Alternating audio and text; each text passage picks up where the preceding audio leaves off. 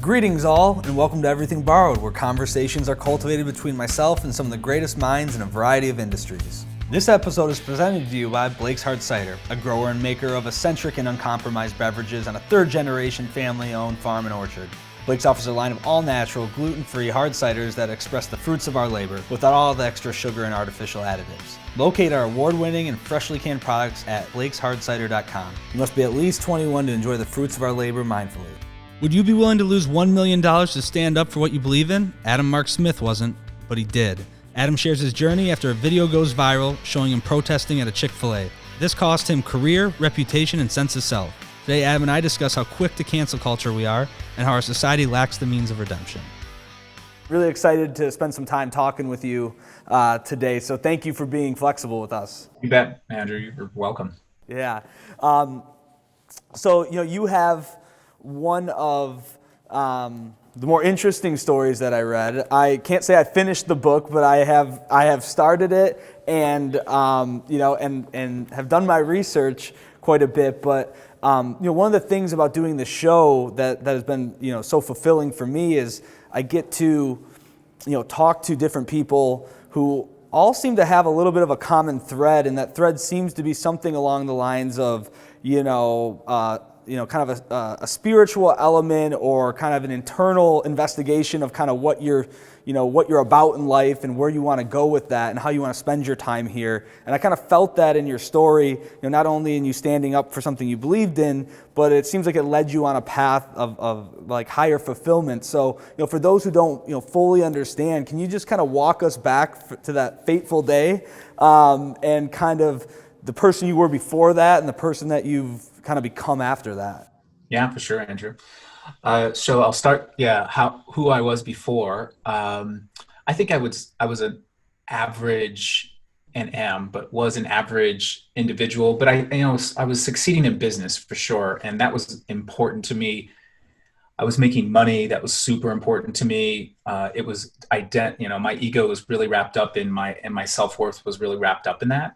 So I was the CFO of, I think I was 33, first time that I'd been a CFO. And I in order to get there, I'd had done so many things just to get to that point. That's a young CFO. I was, yeah. And so it was a lot of responsibility. It's what I wanted. And really, it was just really trying to validate myself. If I was just really being honest, now I can be honest. Back then it was just like, it was a thing to do. It was what was in front of me. It was what success was defined for me. And so I got the CFO role, and I'd been almost 2 years into the role. But I'd say that about 3 or 4 years prior to the moment that I'll be talking about in just a second, I started to unravel some programming. And I didn't know what I was doing, but I was unraveling programming that had been given to me as a young boy. And that was really on a lot of levels, but one of it was my superiority over everyone else, right? So and basically everybody that was different than me was wrong, needed to be fixed, and I probably was the person to help fix it. And that's what my programming was. It was religious based.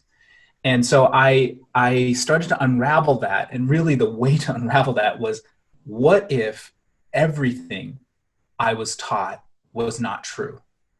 Okay.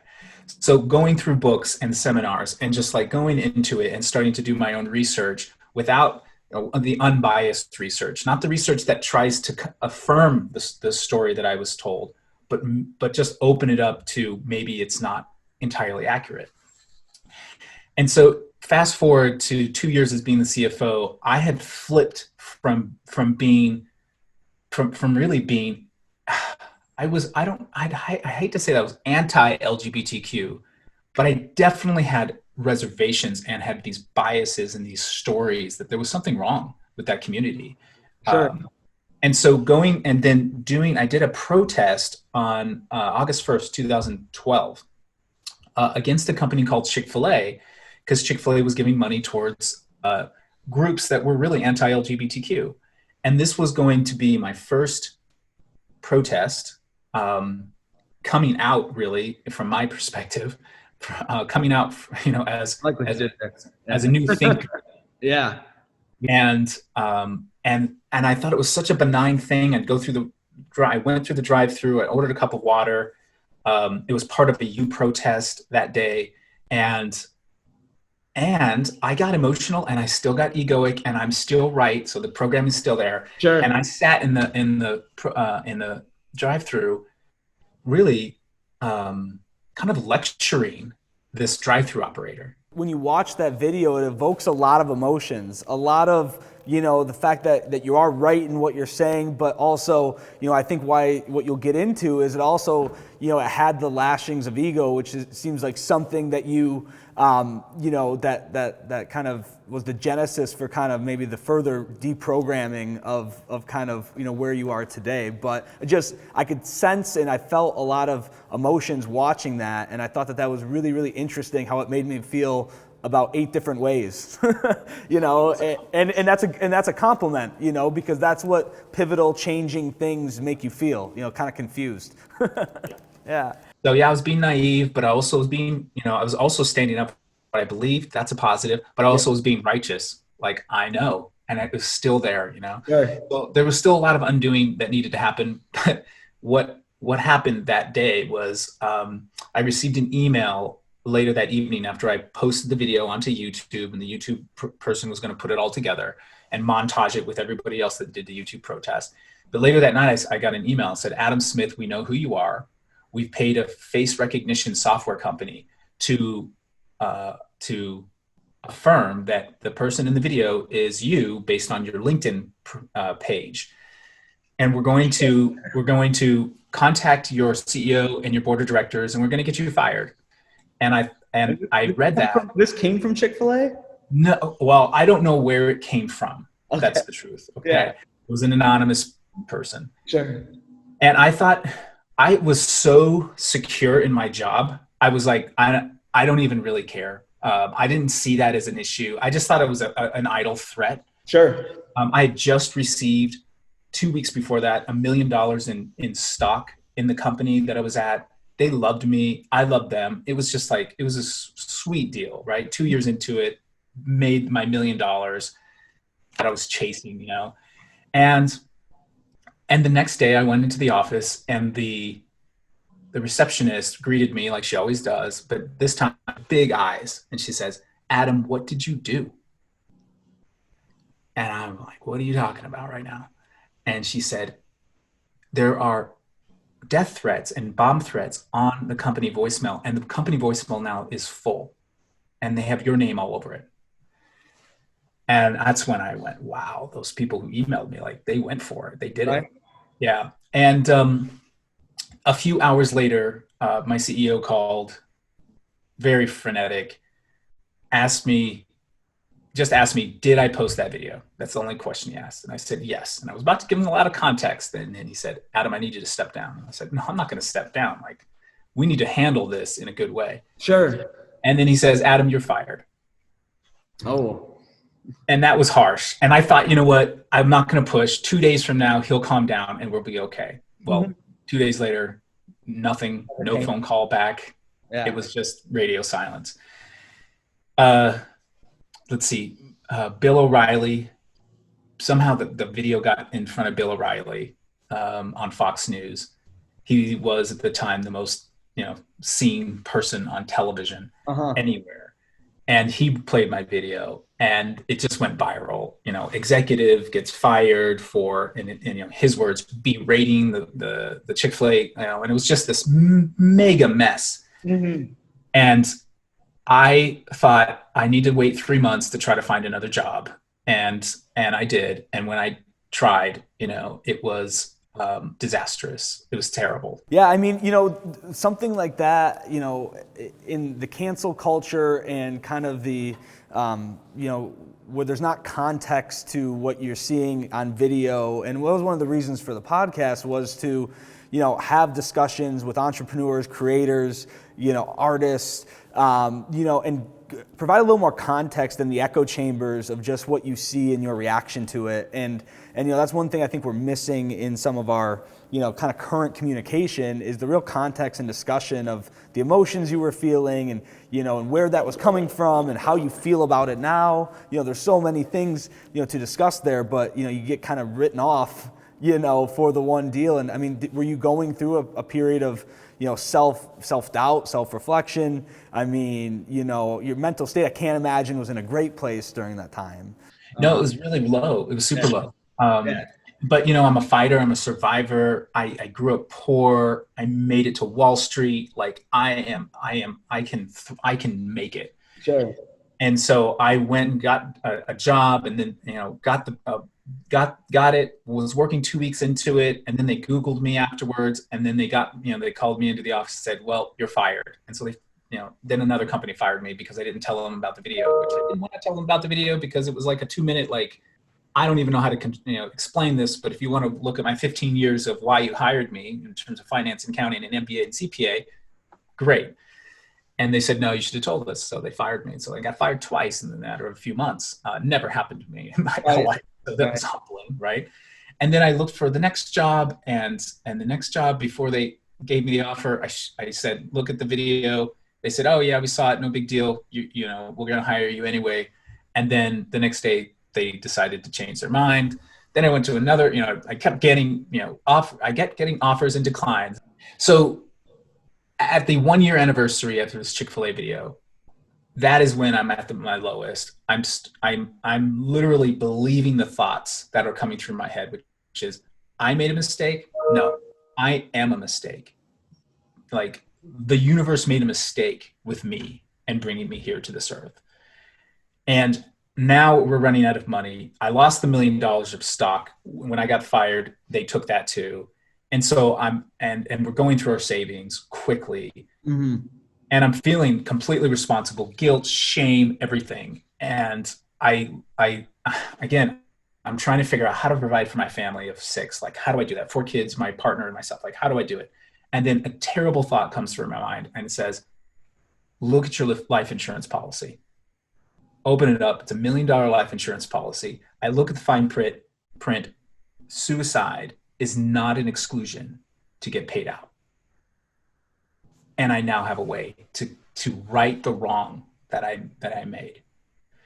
And I seriously considered it. I even got to the point where I knew which turn on the mountain in Oregon, it was going to go right into the ocean. Thought it was like, it just felt like the right place to do it. And when I got to the point where it started to feel like, almost like when I was going to do it, like which weekend, that's when I just, there was another part of me that was watching this whole crazy thing unfold, from the undoing of my religious beliefs to, wow, look at Adam, and just like this sad, despairing place that he's in. Maybe we call it the higher self. Mm-hmm. He reached out for help, and I just started telling. I told both my therapists. I was seeing 2 therapists at the time. I told my partner, and I just said, this is what's happening. I need help. And so I got help. I went to everything that I could to try to get underneath of what was happening, the grief, the pain, and everything. And for a full 18 months, I was just in seminars, journal workshops, meditation courses. I mean, it was just all the way in, because I knew that something had to change. Something wanted to change, really. That's it's amazing that you're able to pull yourself out of there, but, it's something, that I think that you can be, a real champion for, other people going through similar situations is, ultimately you asked for help, you went for help, and you got help, and it helped transform it. And, that's a powerful story in a lot of fronts. And, one of the things that comes to mind is, our society's, ability to allow redemption for mistakes, because, I think that that's one of the things that we have to evolve into as a society, is that, it's not that you made a mistake and you're done. It's that you made a mistake, there's a period of learning and progress, and you're allowed to re-enter without judgment, and I think that, people are now noting a lot of the mistakes, and I don't think we've worked on the redemption part. And, there's a spiritual element to that I know that I think that, needs to be considered as, we look to kind of make a healthier society for people, not just, CEOs who've made mistakes, but, from a criminal justice reform process. And there's so many layers there of support and health and help. That I think that your story just rings, very, very, rings close to home, because that could happen to any one of us. What you did is not something that I couldn't see myself doing in a caught up stage of my life. Yeah, when I've been interviewed by others, 2020 was the most profound one. After that interview, and it's almost ABC, CBS this morning, whatever. The interviewers always look a little bit more pale than they came in. And they say those exact same things, Andrew. They say, wow, that could have been me. That could still be me. And they start to kind of go through all the things that they posted to see if it could come back to them. Mm-hmm. Back to your point too, our society has learned very well to punish, but it still has much to learn in terms of forgiveness. Mm-hmm. Mm-hmm. And this kind of canceling, and it used to be called public shaming. And this is just a representation of what we sound like to ourselves. Like, this is just an echo chamber. When we see people go after people like that viciously and say, off with his head, he should never get work again, take his kids away, for making a mistake or making a move that they don't like, really. That's a lot of what happened here. There is an element of, it is just simply a reflection of the way they talk to each other, or the way we talk to ourselves, right? Mm-hmm. We're pretty harsh in general with ourselves. And so when someone else makes a mistake, what we do is we go after them, because that's kind of what we do when we make a mistake. Yeah, I'm like the biggest self-deprecator, I'm like my biggest critic, and you always are, your biggest critic. Yeah, so the spiritual path, and that's in quotes, right? A true spiritual path helps one unlock this self-deprecating piece, and really uncovers what you really are and how you really, truly, authentically, naturally show up. And it's typically in love, kindness, compassion, softness, gentleness, tenderness, which is there all along, but has been covered up with all the programming that we put ourselves through. Don Miguel Ruiz, and the Four Agreements kind of talk about the dream and the program, of like kind of the parasitic mind that is conditioned from the start to kind of be flawed in its perspective of who we truly are and, what we're doing here. And, I guess I see some parallels in that, in that philosophy. And I think that's a healthy way to look at it. Is, we're born with the level of, deprogramming that we have to do to kind of, take ourselves to, a healthier and better place, for ourselves and our families and our communities, a little bit, because we're born in with a lot of these things, We're born very innocent. And then we kind of end up looking like something else. And really, the spiritual path is an undoing of all of that. Adyashanti, I think, says, in order to know who we are, we must know who we are not. Mm-hmm. So the many times the Buddhist way, the Zen Buddhist way, is about meditating on what you think you are and just letting it completely fall away one by one by one until you're left with you, the authentic true you. Yeah, it's and I think that's really healthy. In my kind of spiritual path, it's been kind of a mixture, jumbled bag of growing up, Christian and Catholic, to kind of a period of kind of abyss of nothingness and not really understanding or really believing any of the things, and then kind of a more educated approach to understanding kind of the truths that are buried in a lot of the philosophies. And then from there, you kind of see these kind of strings of truth that kind of resonate across ideologies. And I think that's really where the healthy stuff is, and the truth and the wisdom is. And and particularly the one I found most healthy for business and life is kind of a Buddhist philosophy, which is a lot about undoing and letting go, and kind of walking the middle way between the extremes, and kind of observing constantly and learning from every moment and breath and observation, and that really being the teacher to reflect back. You got to calm the water so you can kind of see the reflection of how things are a little bit. And that's been a healthy philosophy for me. I kind of go like this still. It's not like it's like this at all, but the goal's there, to kind of work towards that. When you look at, and I think you're kind of getting into it, kind of how spirituality kind of paid a spot. You had family and the support system that got you, out of the place you were in. What was the next steps in kind of the rebirth process of coming back and figuring out really how that would turn into kind of a purpose?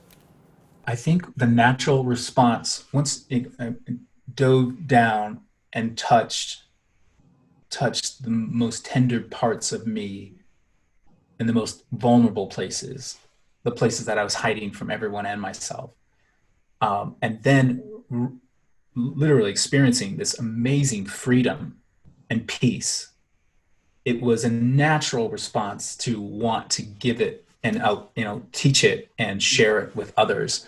And so I remember the first time I did this in practice, I was still having difficulty finding work, but Portland State University needed teachers, and so I taught entrepreneurship, and I said, I'll teach entrepreneurship, but on one condition, that I get to teach it the way I want to teach it. And so I'm going to change it from entrepreneurship to mindful entrepreneurship. And 50% of the course is going to be about business, how to raise money, get the right market, look at your revenue and costs and all of that great stuff. And the other half is about going into our soul and knowing who we are, not just our business, but who we are. And I was merging that into a course, 50 students. We'd meditate in the beginning of the class, in the last 5 to 10 minutes at the end of each class. And it was about a 4-hour course, 4-hour class every one time a week.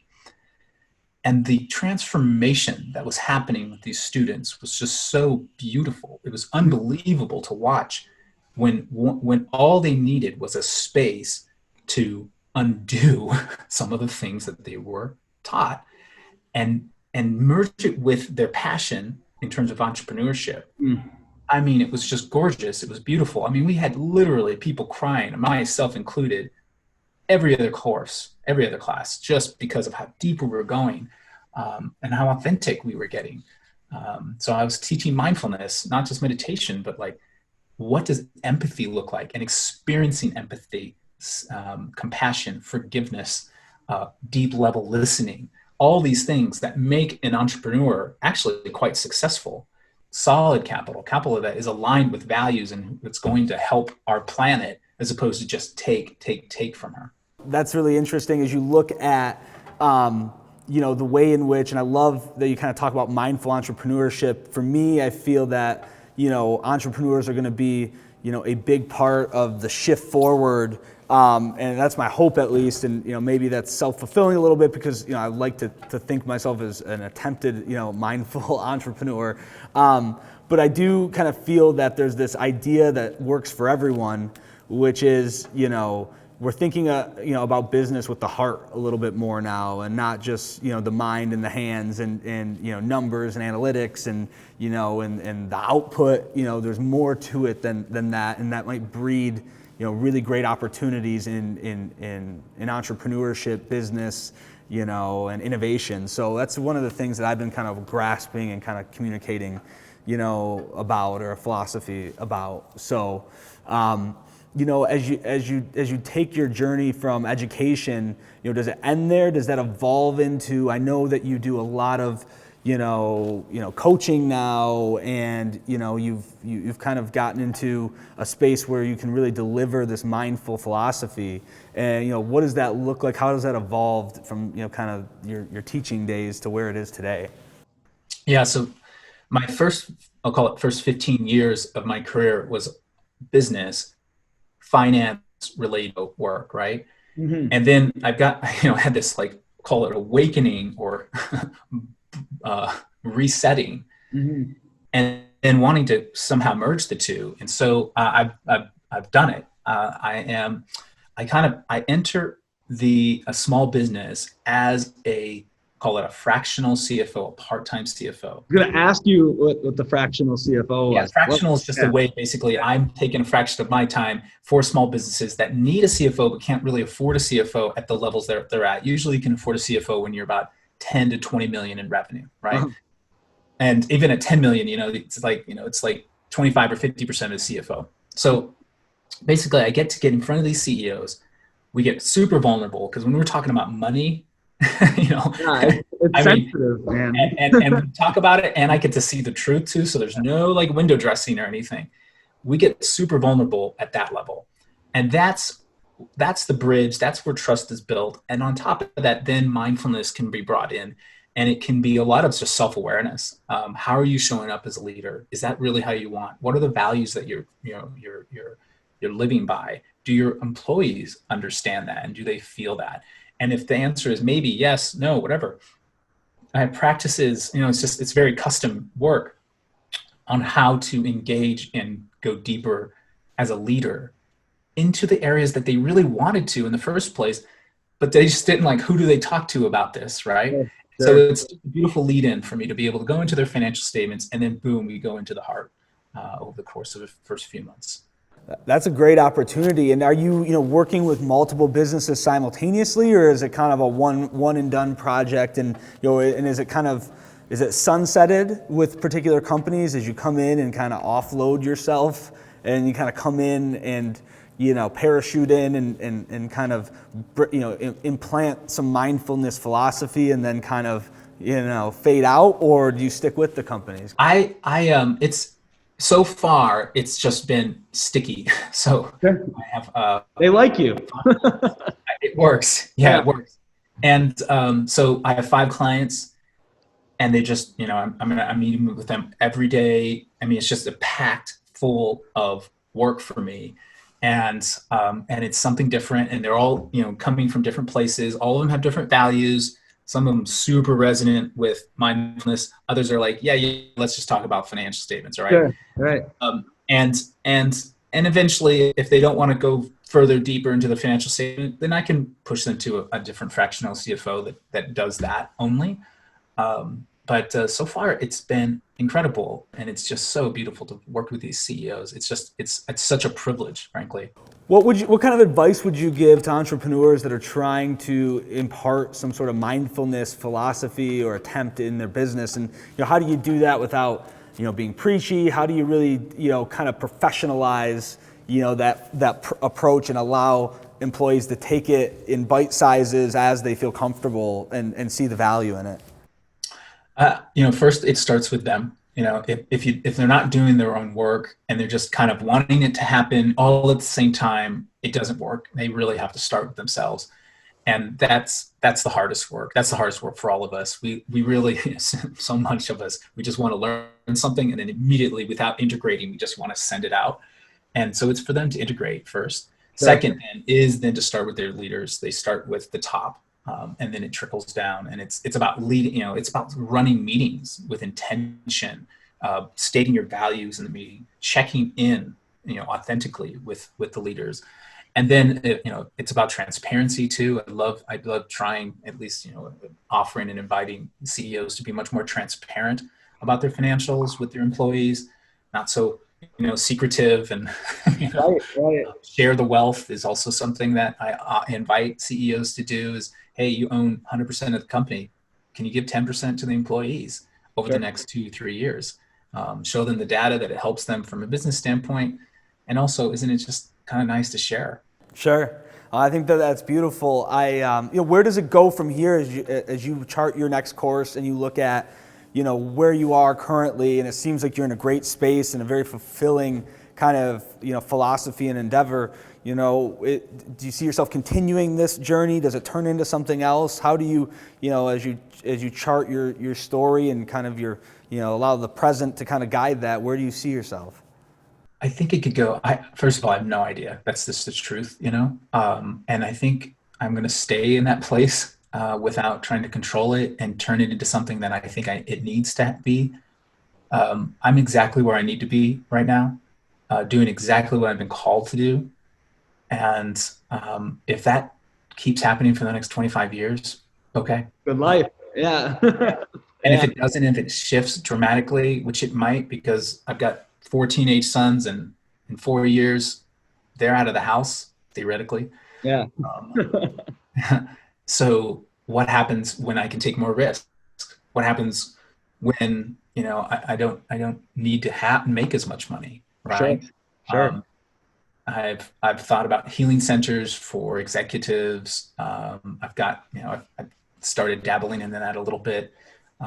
It could go in so many different directions. Yeah, and I think it's a great, selfishly, I'd love to spend an hour talking about just that, but I think that there's so much work and opportunity to kind of create that space for, mindful leaders, ready to serve kind of leaders for community and family and for, their businesses. So, I think it's great work. I think it's worthwhile, and really applaud you for taking it. Before we wrap up, I had one question. You don't have to answer it, but have you had Chick-fil-A since that fateful day? I'll say this: I've never paid for anything from Chick-fil-A. Chick-fil-A kind of caters sometimes. It gets into my field sometimes. Got it. If it's there in front of me. Okay, fair enough.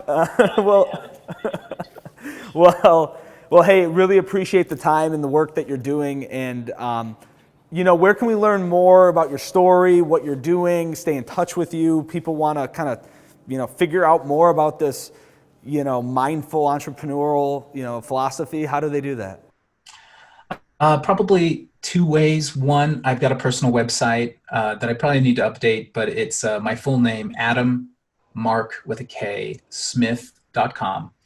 And you can just look up what I'm doing and also reach out to me via email through that. And the second is I did dabble in podcasting, and I have a few more episodes that are just literally on this laptop right now, and I just haven't uploaded them. And that can be found everywhere on Apple Podcasts and Spotify, and it's called Songs of a Bird by Adam Smith. And it's really just personal stories that just go into my life and just what I've learned. That's great. Well, hey, thank you so much, and thanks for the work, and we'll be in touch, but really appreciate you coming on and spending some time with us. You bet, bro. I appreciate the time, and good luck with all you're doing here. Yeah, thank you very much. Appreciate it. All right, be well. Thanks for tuning in, everyone. I hope you remember that everything in life is borrowed, so make sure to love hard, work hard, stay humble, and help each other out along the way. Find and subscribe to more of Everything Borrowed episodes through Apple Podcasts, Spotify, and iHeartRadio. If you really want to make our day, drop us a 5-star review so more people can find the work we're sharing. Stay up to date with weekly articles on business, life, and my interactions with amazing entrepreneurs and creators at everythingborrowedpodcast.com. EBP is produced by Chelsea Cox and Jason Brown. Edited and filmed by Nick Ferguson. Art is produced by Adam Yarbrough. Everything Borrowed is an after-hours media production. Copyright 2020.